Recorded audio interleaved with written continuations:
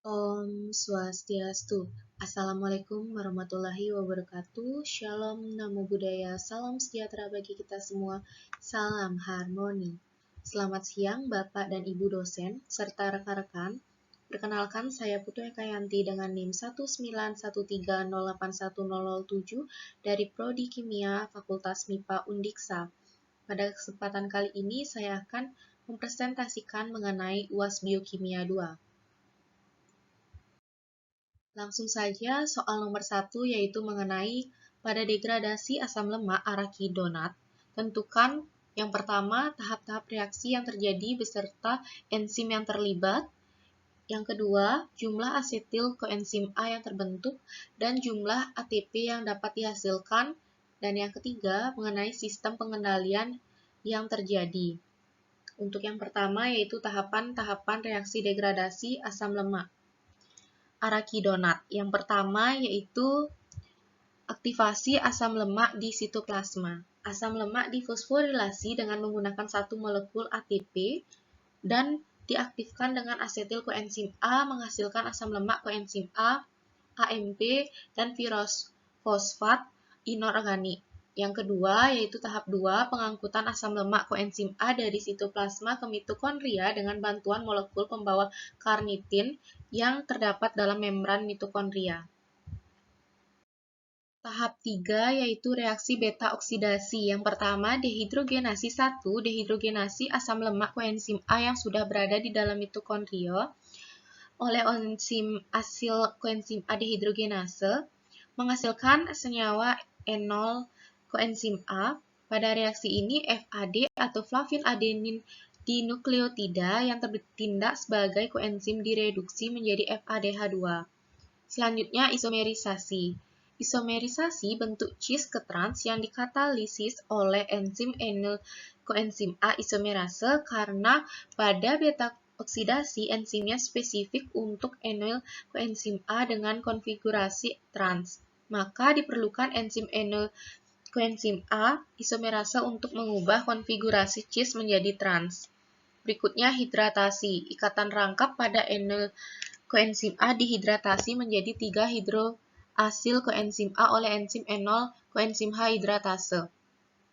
Berikutnya dehidrogenase tahap 2. Dehidrogenase 3 hidrosil koenzim A oleh enzim beta hidrosil koenzim A dihidrogenase dengan NAD+ sebagai koenzimnya menjadi beta ketoasil koenzim A. Selanjutnya, pemecahan molekul dengan enzim beta-ketoasil koenzim A tiolase. Pada reaksi ini, satu molekul ketoasil koenzim A menghasilkan satu molekul asetil koenzim A dan sisa rantai asam lemak dalam bentuk koenzim A-nya, yang mempunyai rantai 2 atom karbon lebih pendek dari semula. Proses degradasi asam lemak selanjutnya adalah pengulangan mekanisme beta oksidasi secara berurutan sampai panjang rantai asam lemak tersebut habis dipecah menjadi molekul asetil koenzim A. Untuk enzim yang terlibat yaitu ada asil koenzim A dehidrogenase, enol koenzim A isomerase, enol koenzim A hidratase, beta hidroksi asil koenzim A dehidrogenase, beta ketoasil koenzim A tiolase. Untuk jumlah ATP dan asetil koenzim A yang dihasilkan yaitu untuk N sama dengan jumlah karbon dan Db itu merupakan jumlah double bond yang dihasilkan NADH sama dengan rumus yaitu N/2 di mana 2-1 dikali dengan 2,5 maka N itu sama dengan 20 dibagi dengan 2-1 dikali 2,5 menghasilkan 22,5 ATP. Untuk FADH-nya, FADH2 yaitu dengan rumus N dibagi dengan 2-1 min Db dikali dengan 1,5 menghasilkan 7,5 ATP. Untuk asetil koenzim A dengan rumus N bagi 2 dikali 10 maka menghasilkan 100 ATP dengan total secara keseluruhan yaitu 130 ATP. Jumlah asetil koenzim A-nya adalah 10.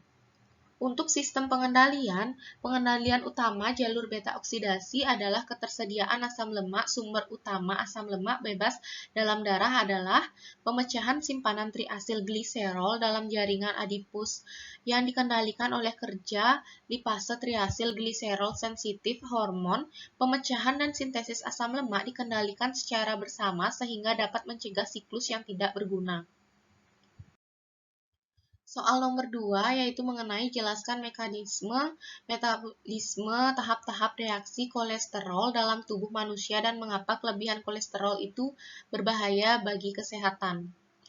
Asetil koenzim A dan asetil koenzim A HMG bergabung membentuk isopentil-pirofosfat.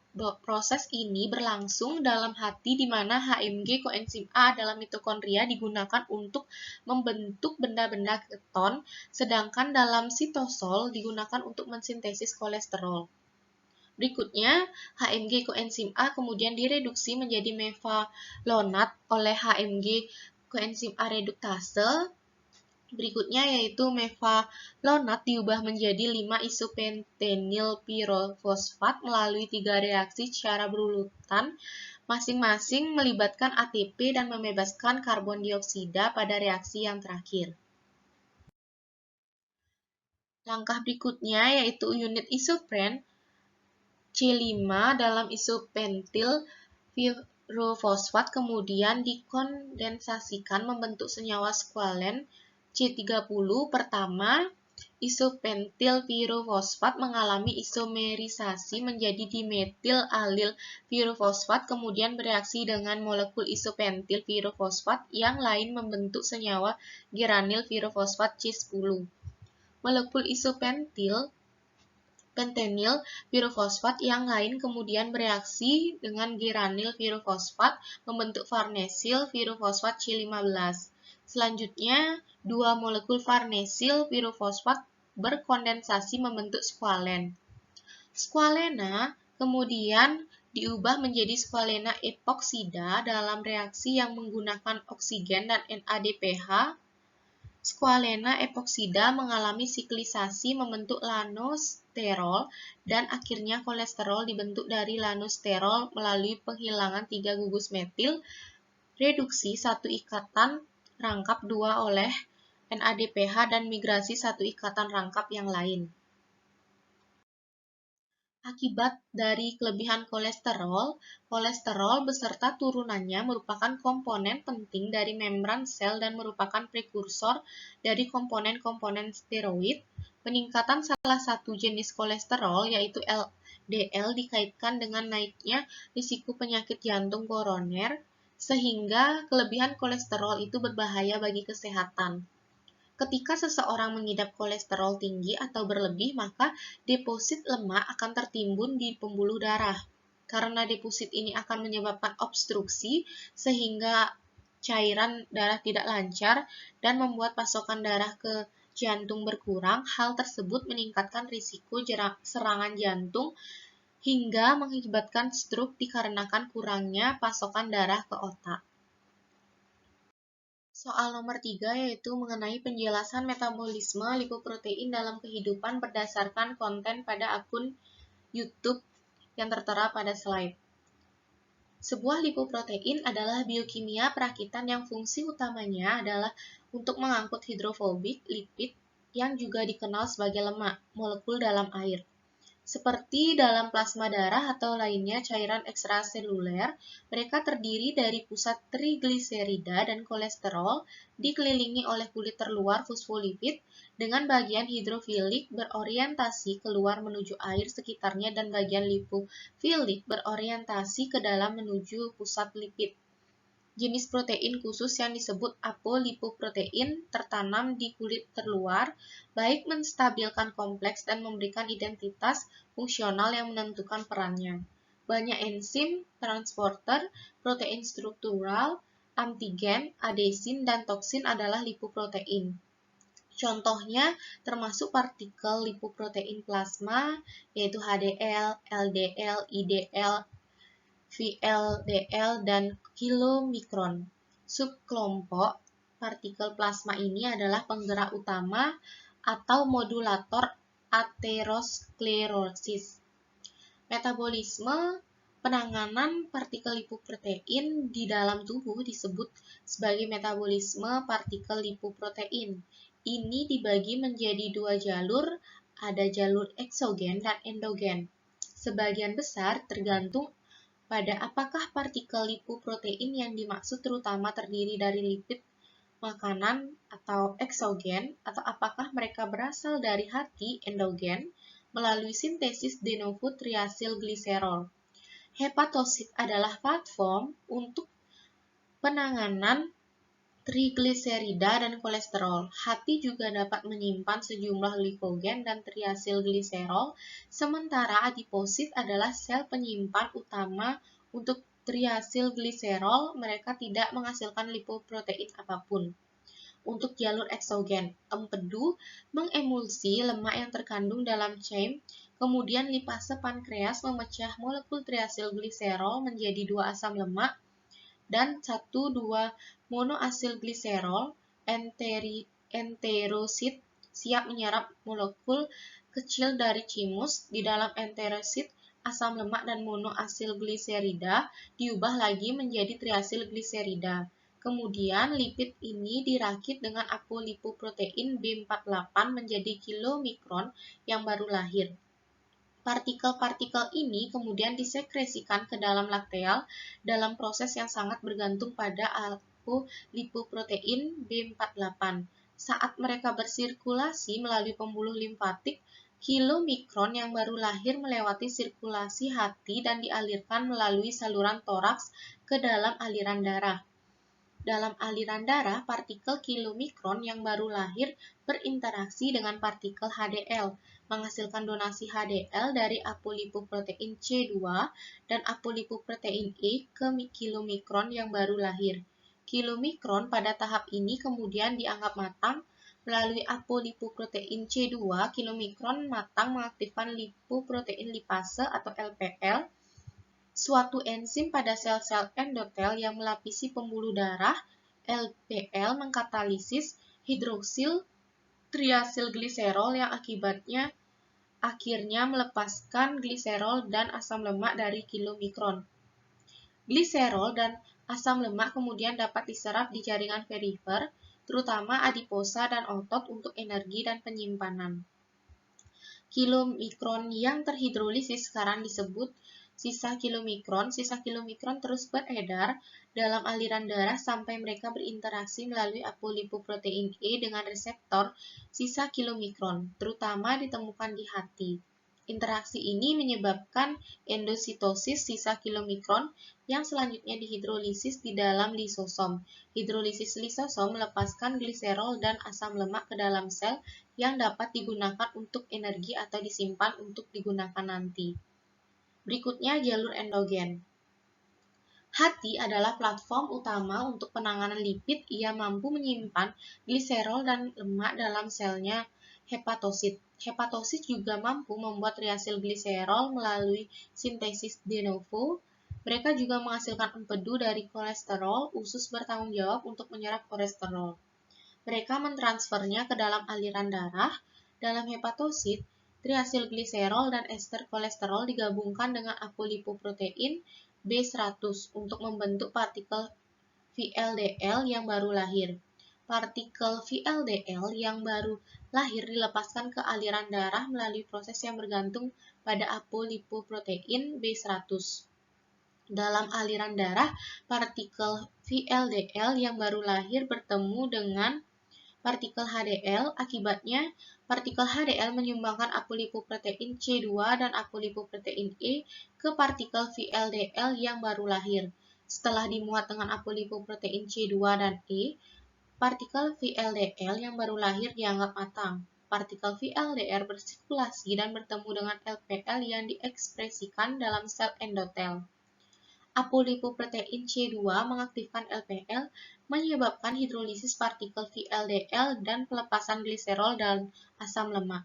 Produk ini dapat diserap dari darah oleh jaringan perifer, terutama adiposa dan otot. Partikel VLDL yang terhidrolisis sekarang disebut sisa-sisa VLDL atau lipoprotein densitas menengah IDL. Sisa-sisa VLDL dapat bersirkulasi dan melalui interaksi antara apolipoprotein E dan reseptor sesisa diserap oleh hati atau mereka dapat dihidrolisis lebih lanjut oleh lipase hati. Hidrolisis oleh lipase hepatik melepaskan gliserol dan asam lemak meninggalkan sisa IDL yang disebut low density lipoprotein atau LDL yang mengandung kandungan kolesterol yang relatif tinggi. LDL bersirkulasi dan diserap oleh hati dan sel perifer. Pengikatan LDL ke jaringan target terjadi melalui interaksi antara reseptor LDL dan apolipoprotein B100 pada partikel LDL. Penyerapan terjadi melalui endositosis dan partikel LDL yang terinternalisasi dihidrolisis dalam lisosom melepaskan lipid terutama kolesterol. Berikutnya soal nomor 4 yaitu jelaskan dan gambarkan fungsi siklus urea. Siklus urea adalah suatu reaksi pengubahan amonia NH3 menjadi urea NH2 2 kali Cu. Reaksi kimia ini sebagian besar berlangsung di hati dan sedikit terjadi di ginjal. Fungsi siklus urea yaitu mengubah amonia yang bersifat racun dapat diubah menjadi urea yang bersifat kurang beracun, netral, mudah larut, mudah diekspresikan pada urin. Reaksi enzimatik siklus urea yang pertama karbamoil fosfat sintase enzim yang bukan merupakan bagian dari siklus urea mengkatalisis kondensasi dan aktivasi amonia dan karbon dioksida untuk membentuk karbamoil fosfat. Berikutnya reaksi terjadi di mitokondria dan melibatkan pemindahan gugus karbamoil dari karbamoil fosfat ke ornitin oleh ornitin transkarbomoilase. Reaksi ini membentuk asam amino non-standar yang lain, citrulline yang kemudian harus ditransfer dari mitokondria ke dalam sitosol. Reaksi ini terjadi sitosol, citrulline kemudian dikondensasikan dengan aspartat, sumber atom nitrogen kedua dalam urea, oleh enzim argininosuksinat sintase membentuk argininosuksinat. Reaksi ini didorong oleh hidrolisis ATP menjadi AMP dan PPI serta diikuti oleh hidrolisis pirofosfat. Dengan demikian, kedua ikatan berenergi tinggi dalam ATP dipecah. Argininosuksinat kemudian menghilangkan kerangka karbon aspartat dari argininosuksinat dalam bentuk fumarat, meninggalkan atom nitrogen pada produk yang lain, arginin, karena siklus urea juga menghasilkan arginin yang merupakan prekursor langsung dari urea.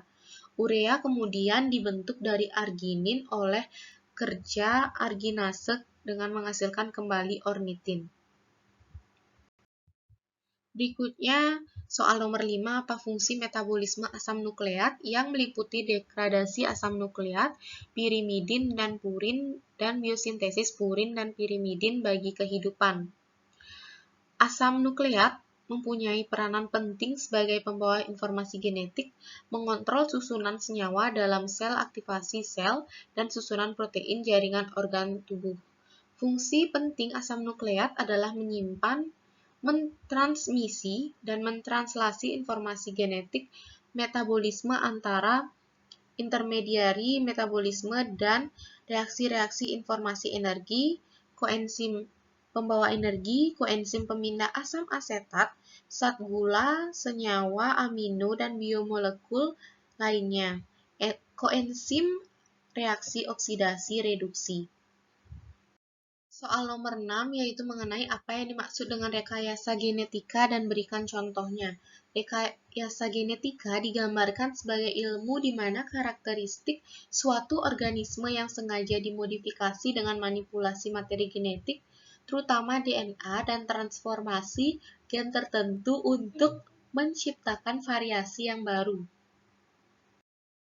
Aplikasi rekayasa genetika terhadap kesehatan, pertanian, energi, dan proyek genom manusia. Nah, Yang pertama, rekayasa genetika terhadap kesehatan. Produksi hormon tubuh. Hormon manusia awalnya hanya dapat dipisahkan dari organ manusia atau hewan menyusui. Dengan rekayasa genetika, hormon dapat diproduksi. Berikutnya ada insulin. Insulin dari ekstraksi pankreas babi atau lembu, lalu hipersensitif atau resistensi. Dengan rekayasa genetika, insulin dapat dibuat dengan biakan mikroorganisme. Berikutnya ada vaksin mengandung virus atau mikroorganisme yang dilemahkan. Vaksin berfungsi sebagai antibodi. Contoh vaksin ada antivirus hepatitis, campak, cacar influenza, dan lainnya. Untuk rekayasa genetika dalam kesehatan ada pula antibiotik. Antibiotik biasanya bukan protein sehingga secara langsung tidak merupakan produksi gen. Upaya untuk membuat antibiotik sintetik adalah salah satunya dengan fermentasi dan modifikasi molekul. Selanjutnya ada enzim. Enzim dapat dihasilkan dari rekayasa genetika mikroorganisme. Enzim sangat penting dalam diagnosis penyakit hepar, jantung, dan pankreas. Penyakit ini banyak diderita oleh penduduk di negara industri. Analisis enzimatik juga digunakan secara berhasil dalam memantau pengobatan. Untuk rekayasa genetika terhadap pertanian, yang pertama ada pemuliaan tanaman. Tujuan pemulihan tanaman ini yakni untuk memperoleh atau mengembangkan varietas atau hibrida sehingga memberi hasil lebih tinggi dan menguntungkan. Contohnya padi hibrida. Berikutnya ada penambatan nitrogen. Para ahli menemukan gen NIF atau singkatan dari nitrogen fixation terlibat dalam penyusunan aparat penambatan nitrogen. Rekayasa genetik telah berhasil untuk mentransfer gen NIF ke dalam E. coli sehingga dapat menambat nitrogen. Gen NIF ini diambil dari Klebsiella pneumoniae, sejenis bakteri tanah yang hidup bebas dari setiap tumbuhan inang. Berikutnya ada pemberantasan hama. Kebanyakan insektisida, herbisida, dan pestisida yang digunakan untuk mengendalikan hama tidak cukup selektif. Hormon serangga dalam jumlah yang sangat kecil telah digunakan untuk memberantas hama, misalnya feromon dan alaromon. Percobaan lain yang dapat mengendalikan hama lain adalah dengan melibatkan bakteri. Berikutnya, mycorrhiza vesikular. Adanya kerjasama dengan mycorrhiza sering menyebabkan peningkatan yang mencolok pada tumbuhan di tanah yang kekurangan fosfat. Penyerapan unsur-unsur mikro seperti seng dan tembaga juga dapat ditingkatkan dan terdapat bukti yang menunjukkan bahwa tumbuhan yang berasosiasi dengan mycorrhiza mengandung hormon tumbuhan dengan kadar lebih tinggi daripada tumbuhan tanpa mycorrhiza. Produksi mycorrhiza dapat dilakukan dengan isolasi spora. Berikutnya pada rekayasa genetika terhadap energi. Salah satu bakteri rekayasa genetika yang baru ini dapat mengambil karbon dioksida dari udara dan mengubahnya menjadi energi. Meskipun bakteri ini tidak akan memperbaiki masalah kelebihan karbon dioksida di bumi, tetapi bisa membantu melestarikan bahan bakar fosil kita. Rekayasa genetika terhadap proyek genom manusia. Proyek genom manusia yang dipelopori oleh Amerika Serikat dengan menguraikan 100.000 gen manusia. Genom manusia dapat digunakan memprediksi berbagai penyakit. Ilmu kedokteran dapat diketahui kemungkinan seseorang mengalami penyakit kanker dengan analisa terhadap kombinasi gen-gen yang dimiliki. Tujuannya yaitu memetakan genom manusia sampai tingkat nukleosid atau base pair dan untuk mengidentifikasi seluruh gen yang ada di dalamnya. Untuk mengidentifikasi seluruh gen dalam data yang besar ini, mengembangkan lebih cepat lagi metode yang lebih efisien untuk mensequence DNA dan analisis sequence dan peralihan teknologi ini ke industri. Soal nomor 7 yaitu mengenai dengan melihat gambar berikut, jelaskan terapi gen berikut. Terapi gen adalah suatu teknik yang digunakan untuk memperbaiki gen-gen mutan, abnormal atau cacat yang bertanggung jawab terhadap terjadinya suatu penyakit. Pada awalnya, terapi gen diciptakan untuk mengobati penyakit keturunan atau genetik yang terjadi karena mutasi pada suatu gen, seperti penyakit fibrosis sistik. Terapi gen yang dilakukan adalah yang menggunakan pendekatan ex vivo di luar organisme hidup, di mana sel dipindahkan dari tubuh, dimanipulasi, dan selanjutnya dikembalikan ke tubuh, tetapi pendekatan ex vivo tidak dapat digunakan pada sel tumor karena sel tumor tidak dapat dipindahkan secara total dari tubuh. Walau demikian, suatu pendekatan in vivo atau di dalam organisme hidup yang menjanjikan telah berhasil dilakukan dalam mengatasi sel tumor, yaitu menggunakan gen virus Herpes simplex thymidine kinase HSV-TK sebagai gen pembunuh. Prosedur dari terapi gen meliputi yang pertama, sel diambil dari tubuh pasien, kemudian di laboratorium virus direkayasa sehingga tidak dapat bereproduksi dan membahayakan. Virus yang sudah direkayasa selanjutnya disisipkan gen ke dalamnya. Virus yang sudah direkayasa dan sudah disisipkan gen selanjutnya dimasukkan ke dalam sel tubuh pasien yang sudah diambil. Dalam hal ini, genetik sel tubuh pasien akan mengalami perubahan. Setelah itu, sel yang sudah berubah itu diinjeksi kembali ke dalam tubuh pasien. Tahap terakhir adalah sel akan mengalami produksi hormon ataupun protein yang diinginkan. Soal nomor 8 yaitu jelaskan keuntungan dan kerugian aplikasi rekayasa genetika proyek genom manusia. Proyek genom manusia bisa membantu kita memahami penyakit seperti virus genotip spesifik yang selanjutnya bisa diterapkan untuk menentukan terapi dan obat yang akurat, identifikasi mutasi gen yang terkait dengan beragam kanker, desain obat-obatan dan mampu memprediksi efeknya secara lebih akurat. Kemajuan dalam ilmu forensik, bioenergi, dan aplikasi energi lainnya, pertanian, peternakan, bioproses, bioarkeologi, antropologi, dan ilmu evolusi.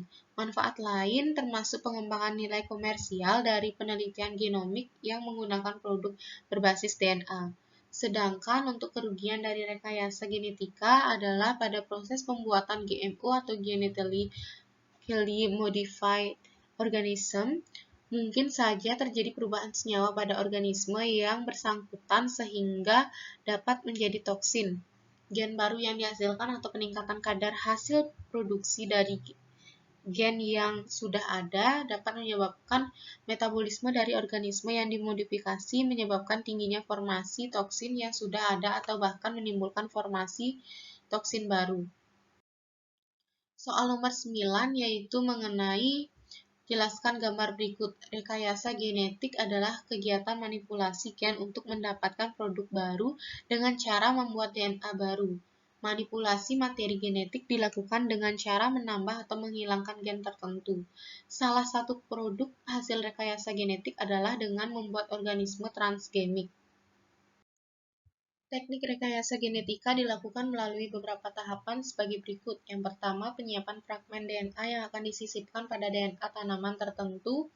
Yang kedua, penyiapan vektor perantara baik plasmid atau menggunakan virus. Potongan DNA yang akan disisipkan tersebut digabung, rekombinasi dengan vektor. Berikutnya, DNA gabungan akan disisipkan pada sel-sel tanaman. Dan yang terakhir, tanaman akan tumbuh menjadi tanaman dengan sifat baru sesuai dengan DNA yang disisipkan. Baik, sekian yang dapat saya sampaikan mengenai pemaparan UAS Biokimia 2. Mohon maaf jika ada kesalahan maupun kekurangan dalam jawaban yang saya paparkan. Saya ucapkan terima kasih atas perhatiannya. Saya tutup dengan Parama Santi Om, Santi, Santi, Santi Om. Wassalamualaikum warahmatullahi wabarakatuh. Shalom, Namo Buddhaya, salam sejahtera bagi kita semua. Salam harmoni.